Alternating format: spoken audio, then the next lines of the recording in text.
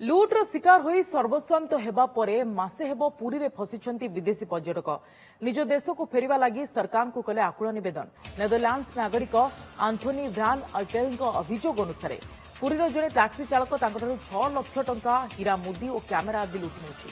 एने से टाउन थाना अभियोग करबा परे पुलिस सहायतार गत जनवरी 25 तारिख ठारू से नीलाद्री निलय आश्रयस्थल रहिछंती।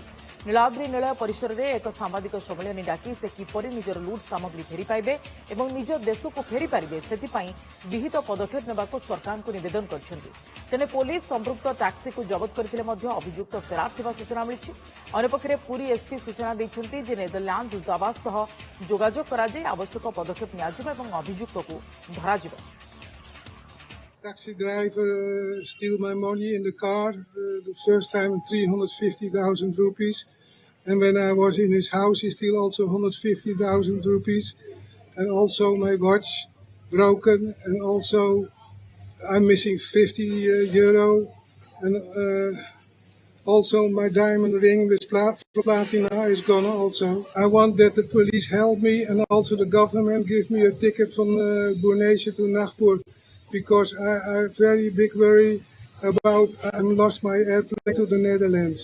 प्रशासन को अनुरोध करछि यथाशीघ्र ता प्रति कार्यानुष्ठान करा जाऊ एवं ताहाकु आंथोनी को सहायता करा जाऊ जा फल से 15 तारिख सुधा जाइकरी नागपुर रे पहुंची जांतु एवं ताकर फ्लाइट धरी से जाइकरी नेदरलैंड पळि जांतु।